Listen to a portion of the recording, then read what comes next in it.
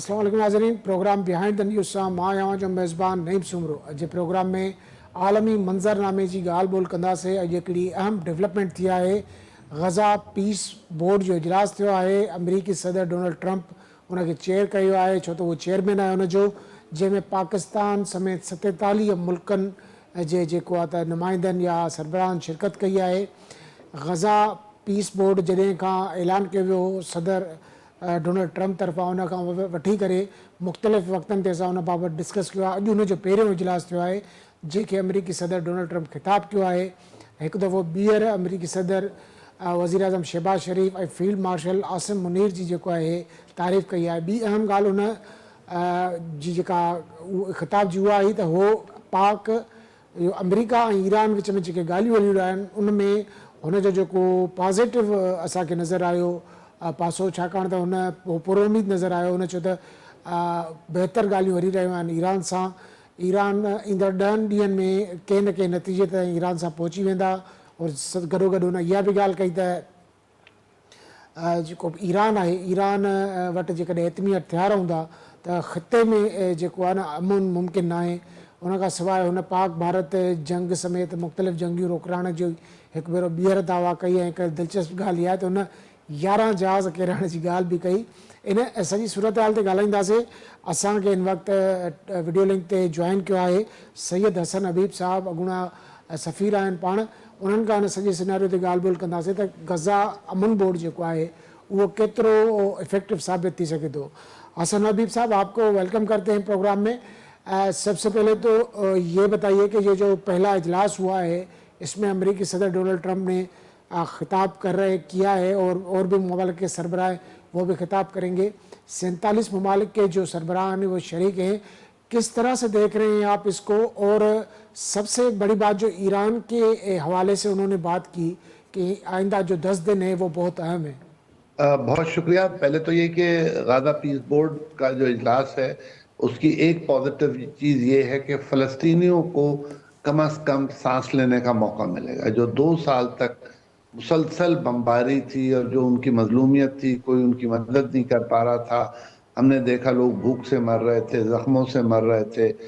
तो कम से कम जब से सीज़ फायर हुआ है कुछ 600 लोग शहीद हो चुके हैं उसके बाद भी, लेकिन कम से कम वो जो रिलेंटलेस बॉम्बिंग थी वो ख़त्म हो गई है। अच्छा, दूसरी ये कि जो बाकी इदारे हैं इंक्लूडिंग यूएन वो तकरीबन नाकाम हो गए थे पीस में भी और आगे डेवलपमेंट में भी।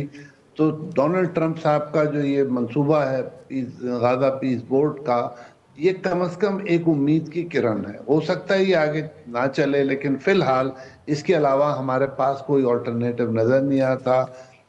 यूएन काफ़ी क्या कहें पाबंद नज़र आती है। ओआईसी ने कोई इनिशिएटिव ऐसा नहीं दिया।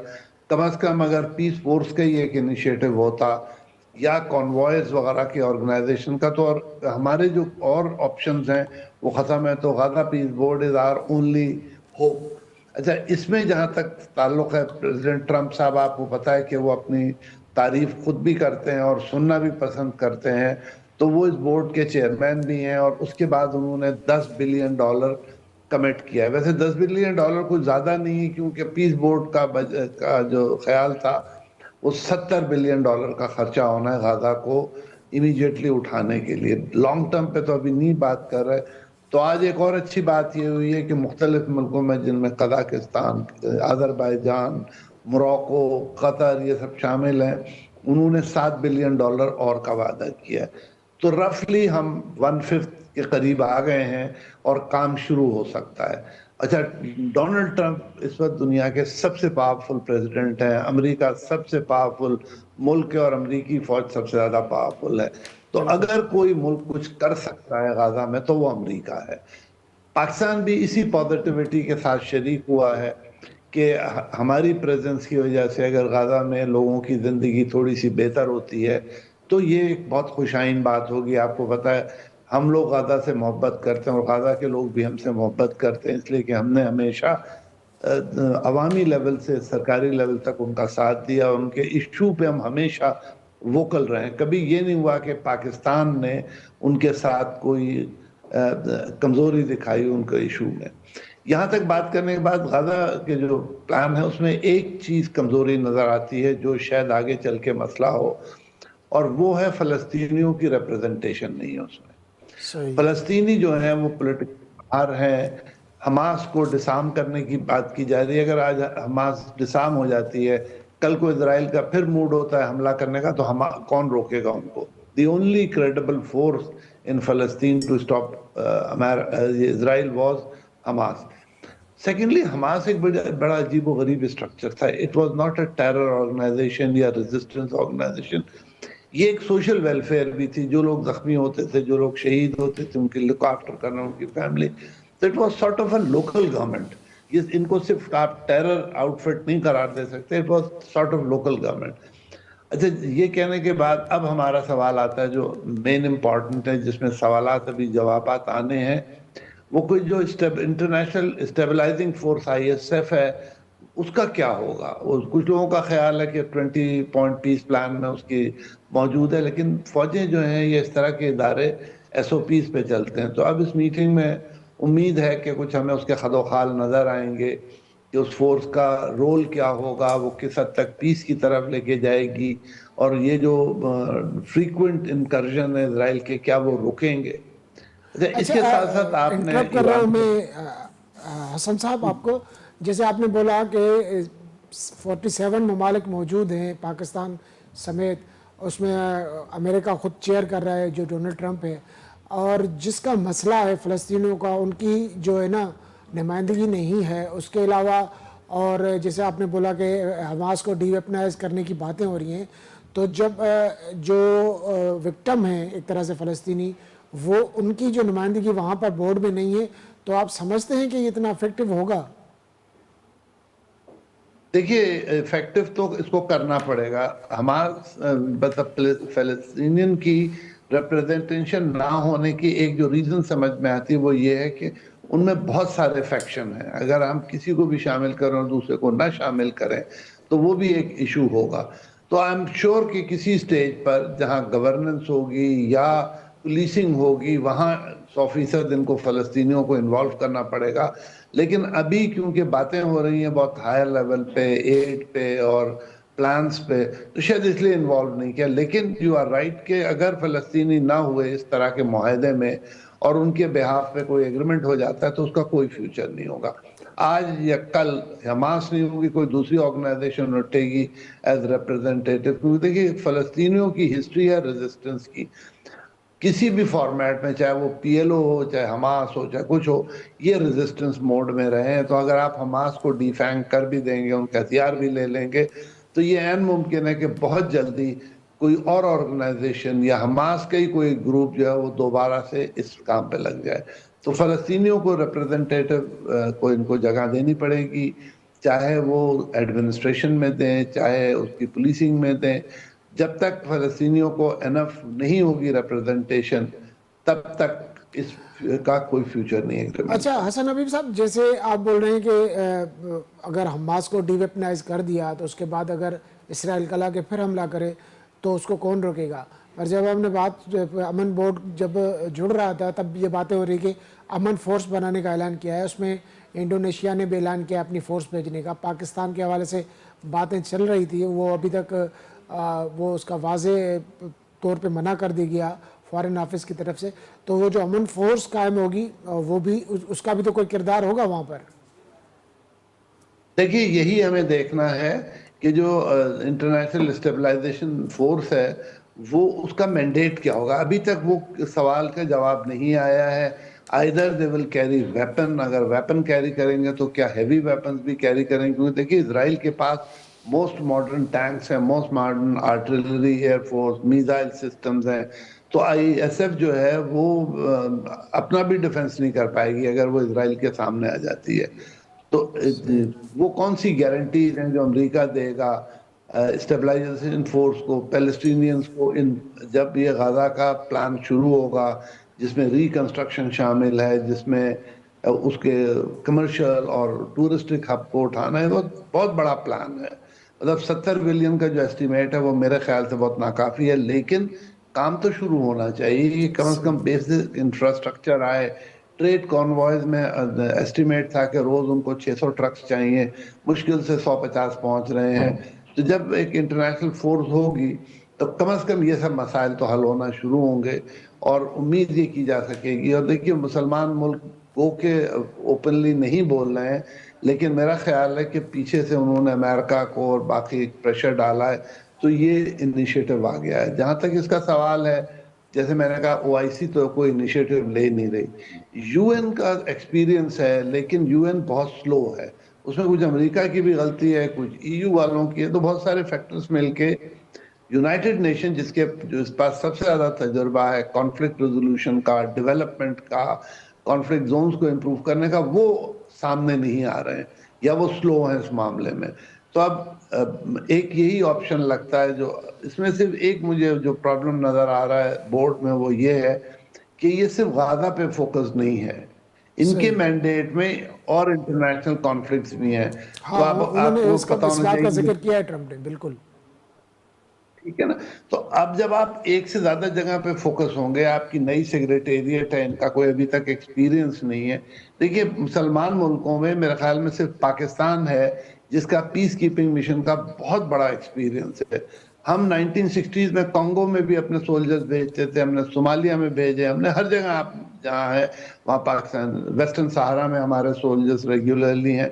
We have a huge experience. Bosnia हम गए, बल्कि बॉस्निया में वी वर पर अभी डिक्लेयर्ड द बेस्ट। हसन साहब फिर अगर पाकिस्तान अमन फोर्स भेजेगा, वो तो इसराइल इस पे समझते हैं कि आप एग्री होगा, क्योंकि वो तो सबसे ज्यादा डरते ही पाकिस्तानी फोर्सेस से हैं, उनके लिए तो बड़ा थ्रेट पाकिस्तान ही है। जी बिल्कुल।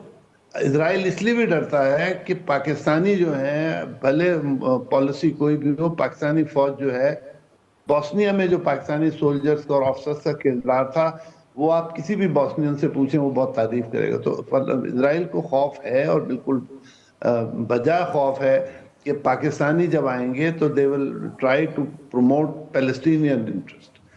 वो जो हैं वो अपनी जान भी देने को तैयार हो जाएंगे फ़लस्तीन के लिए। तो इजराइल का खौफ अपनी जगह है, लेकिन हमारे पास प्रोफेशनल आर्मी है। जैसे मैंने कहा, हम दुनिया में लार्जेस्ट प्रोवाइडर हैं पीस कीपर्स के, तो हमसे ज़्यादा एक्सपीरियंस शायद ही किसी मुल्क का हो। तो हम ऑब्वियसली हमें जाना चाहिए और हमें एक रोल अदा करना, और अगर बहुत बुरे हालात होते हैं तो we can always come back. ये नहीं है कि हमें वहाँ एक दफ़ा जाएंगे तो वन वे टिकट होगा, हम वापस भी आ सकते हैं, लेकिन हमारा होना इस लिहाज से ज़रूरी है कि हम कम से कम फ़लस्तीनियों की प्रोएक्टिवली इंटरेस्ट को वॉच करेंगे। अच्छा हसन नबी साहब, ये बताइए कि जिसे आज आपने भी स्पीच सुनी होगी डोनाल्ड ट्रंप की, उन्होंने वो पुरुम्मीद नज़र आए ईरान के मामले पर, जो उनसे मुज़ाकरात हो रहे हैं। वो बोल रहे हैं कि उनसे बेहतर मुज़ाकरात हो रहे हैं, हम एक बेहतर मुआहदा चाहते हैं। साथ ही उन्होंने ये भी बोला कि ईरान के पास एटमी हथियार होंगे तो खत्ते में हमें मुमकिन नहीं है, और आइंदा 10 दिनों में किसी न किसी नतीजे तक पहुंच जाएंगे। तो डोनाल्ड ट्रंप की मुंह से ऐसी बातें सुनना, क्योंकि हम कब से ये बात कर रहे हैं कि इसका नतीजा क्या होगा टास्क का, आपको कोई उम्मीद नज़र आ रही है? जी, मुझे कम से कम न्यूक्लियर पे तो बहुत उम्मीद है, इसलिए कि देखिए, इजराइल का जो भी कहना हो, ईरान का परमानेंट पॉइंट है कि उनके पास वेपन नहीं है। और इमाम खुमैनी का एक फतवा भी एग्जिस्ट करता है जो बाइंडिंग है कि Iran weapon of mass destruction नहीं बनाएगा। तो ऑल पॉसिबिलिटीज, ईरान की जो भी तैयारी हो, जो भी वो कर रहे हैं, उनके पास बॉम्ब नहीं है, नंबर 1। सेकेंडली, ये पूरा पॉसिबल है कि ईरान रोल बैक पे तैयार हो जाए, कि वो 60% से अफजूदगी से 4-5% पे आ जाए, ताकि वो सिविल यूज में तो हो, उससे आगे ना हो। लेकिन जो स्टिकी पॉइंट आना है, वो नेतन्याहू साहब चाहते हैं कि ईरान का ये जो मिसाइल प्रोग्राम है, इसको भी स्क्रैप किया। That they will never agree. वो अगर करते हैं ट्रंप साहब, तो हमेशा के लिए डेडलॉक हो जाएगा।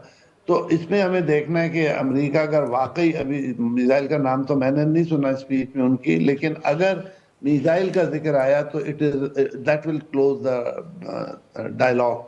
तो अगर अमेरिका वाकई सीरियसली चाहता है कि डीन्यूक्लियराइजेशन करा दे ईरान को, तो उसको गारंटीज देनी पड़ेंगी, सिक्योरिटी गारंटीज भी उसमें शामिल है, क्योंकि अगर وہی ہو جو ہمارے اس کے ساتھ یوکرین کے ساتھ ہوا کہ انہوں نے اپنے نیوکلیر ویپن اٹھا کے کسٹڈی میں دے دی اور اب ان پہ دھڑا دھڑ حملہ ہو رہا ہے، وہ کچھ نہیں کر پا رہے ہیں۔ تو ایران ڈیفینیٹلی یہ چاہے گا کہ اب جو ملک انوالو ہوں، گارنٹرز خاص طور پہ امریکہ، وہ کلیئر بتائیں کہ ان کی سیکیورٹی جو ہے اس کی بھی گارنٹی دوسرا ملک دے گا، نہیں تو وہ ویپن بنائیں گے۔ دیکھیے اسٹرینجلی یہ جو ٹیکنالوجی ہے یہ ڈی لرن نہیں ہو سکتی۔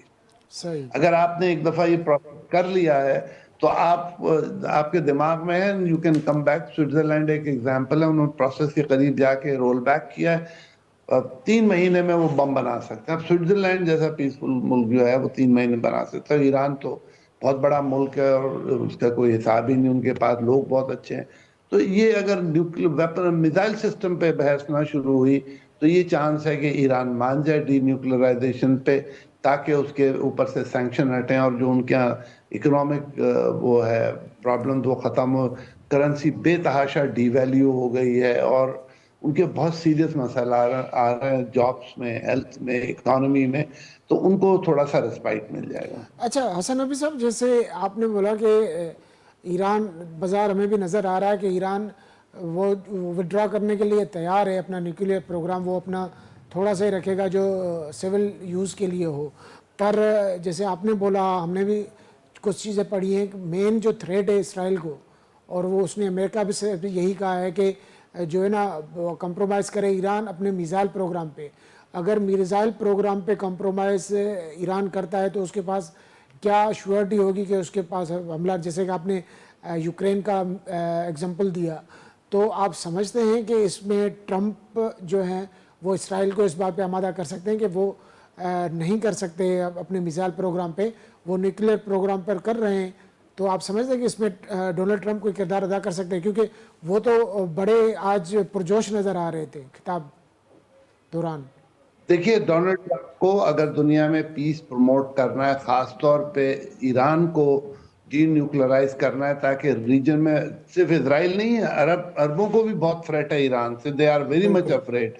تو اگر ڈونلڈ ٹرمپ صاحب اسرائیل کو گارنٹی کرتے ہیں کہ بھئی میزائل پروٹیکشن ان کا انکریز کر دیں گے، تو یہ عین ممکن ہے کہ نیتن یاہو اس پہ شور نہ کریں اور یہ ایگریمنٹ ہو جائے۔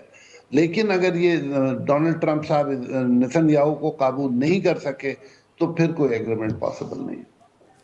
اچھا ایک اور بات انہوں نے کی، آج آپ نے سنا ہوگا، ایک دفعہ پھر انہوں نے وزیر اعظم شہباز شریف اور field marshal general Asim Munir کو ان کی تعریف کی۔ انہوں نے بولا کہ یہ بہت جو ہے اعلیٰ قسم کی جو ہے سپہ سالار ہیں، اور میں جو جنگجو قسم کے سپہ سالار ہوتے ہیں ان کو پسند کرتا ہوں۔ ساتھ ہی ساتھ پاک بھارت جو جنگ رکوائی انہوں نے وہ بھی ذکر کیا، اور 11 جہاز گرانے کی بات بھی کی۔ تو اس طرح اس کو آپ کس طرح سے دیکھتے ہیں؟ وہ بار بار اس چیز کا ذکر کرتے ہیں، تو آپ سمجھتے ہیں کہ یہ ان کی یہ بارہا کرتے ہیں یا جان بوجھ کر ایسا وہ بار بار پاک انڈیا جنگ رکوانے کی بات کرتے ہیں؟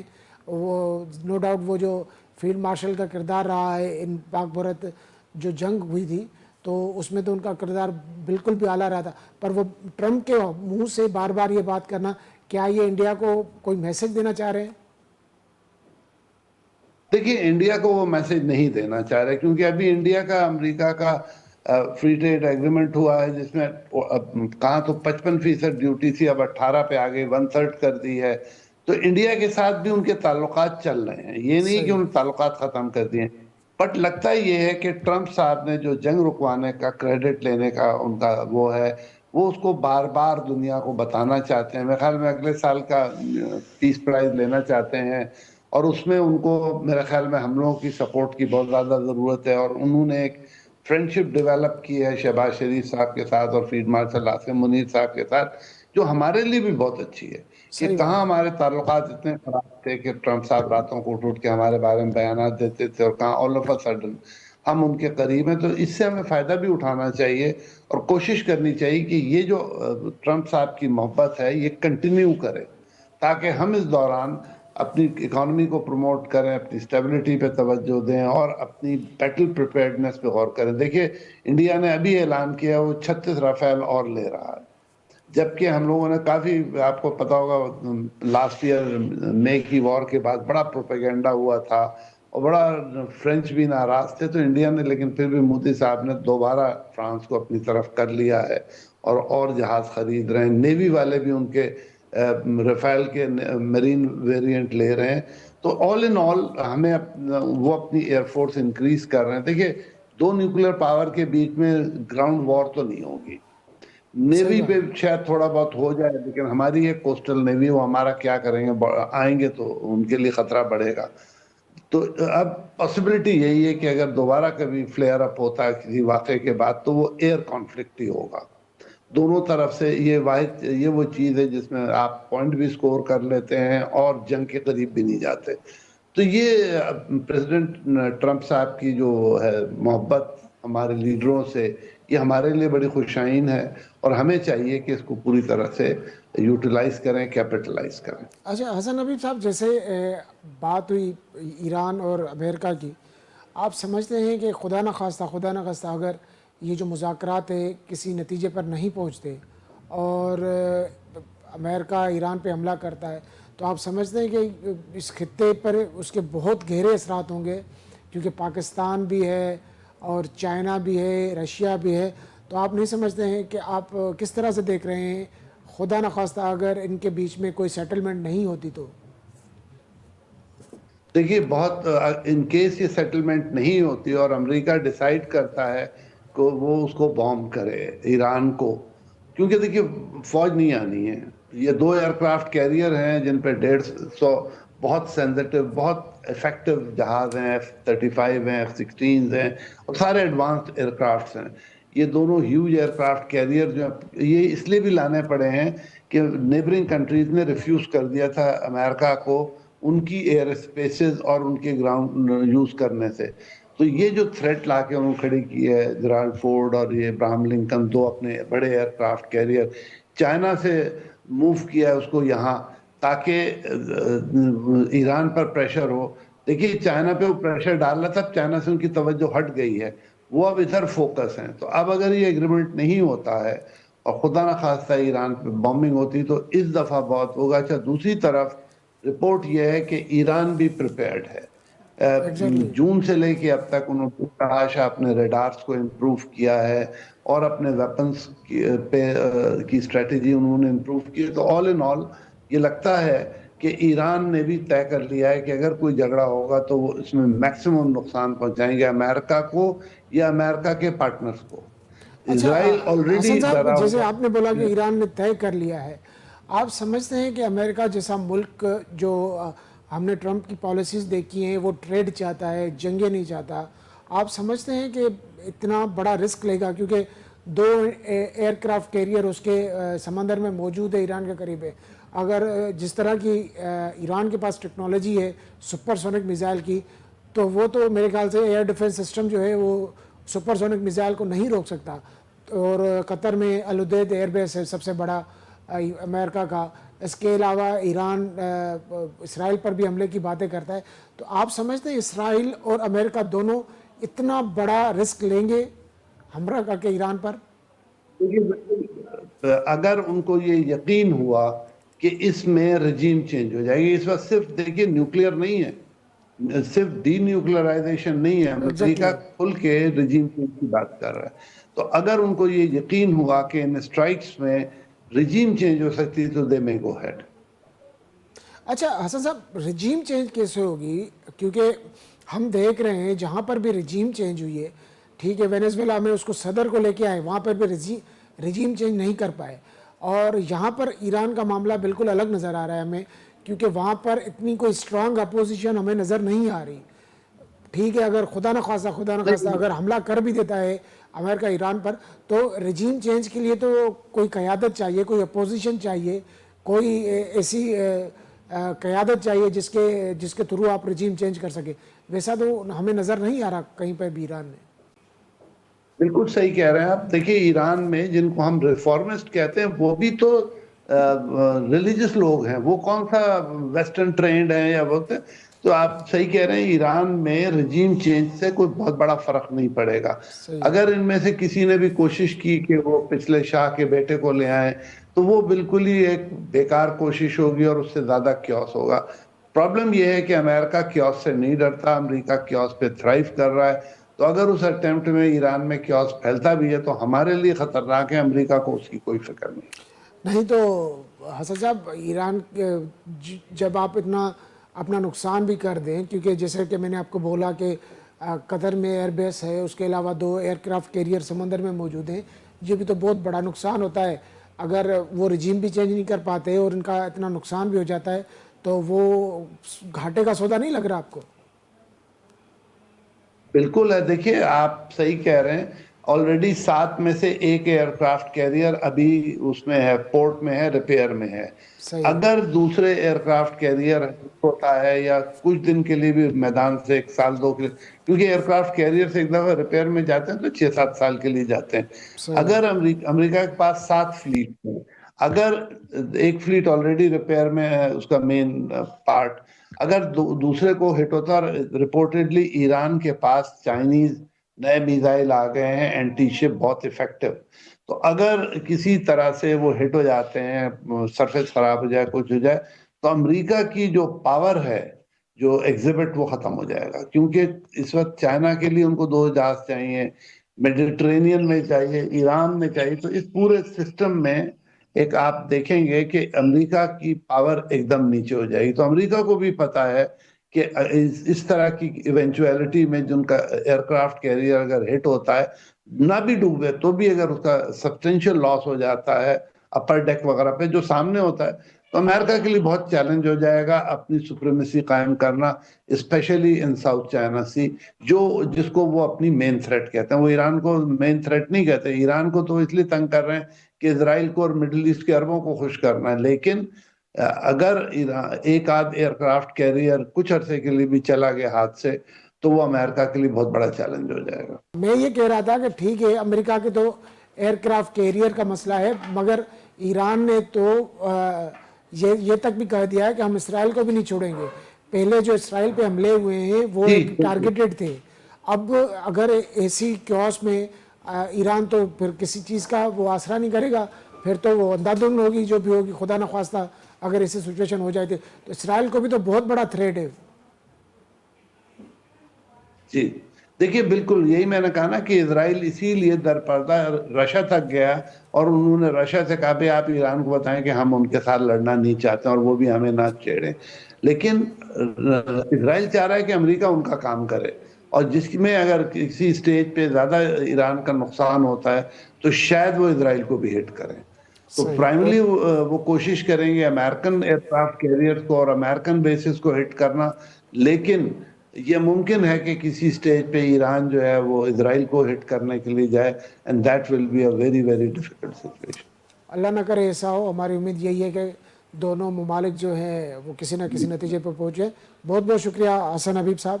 ناظرین, حسن حبیب صاحب جو ॻाल्हियूं ॿुधियूं हुआ त हो चवे त बहितर आहे त को न को मुआदो थी वञे, पर जेका ॻाल्हि ईरान जी तरफ़ां आहे हो पंहिंजो एटमी प्रोग्राम ते रोल बैक करण लाइ तयारु आहिनि, उनखे विड्रॉ करण लाइ तयारु आहिनि, पर हो कॾहिं बि कंहिं बि सूरत मिसाइल प्रोग्राम ते न कंदा.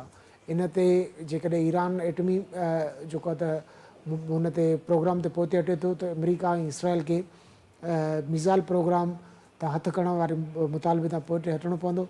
असांजी उमेद इहा ई आहे त हिकु त गज़ा अमन बोर्ड जे मक़सद लाइ क़ाइमु थियो आहे, गज़ा में अमन क़ाइमु थिए, उते जेको आहे नए सिरा दावत थिए, ऐं उतां जे जेके माण्हू आहिनि उन्हनि जा जेको ज़िंदगी जेका बदतरीन थी वई आहे उहा बहितर थिए ऐं मयारी ज़िंदगी थिए. उन सां गॾो गॾु पाक जेको अमेरिका ऐं ईरान विच में ॻाल्हियूं आहिनि उहे बि कंहिं नतीजे ते पहुचनि, जीअं ईरान जे अवाम लाइ बि जेके मुश्किलातूं उहे बि ख़तमु थियनि. ख़ुदि जेको ख़ितो आहे असांजो उहो हिकिड़ो अमन जो गहिवारो बणिजे. अॼु जे प्रोग्राम लाइ एतिरो ई. ईंदड़ प्रोग्राम ताईं ॾींदा इजाज़त. अल्लाह भाई.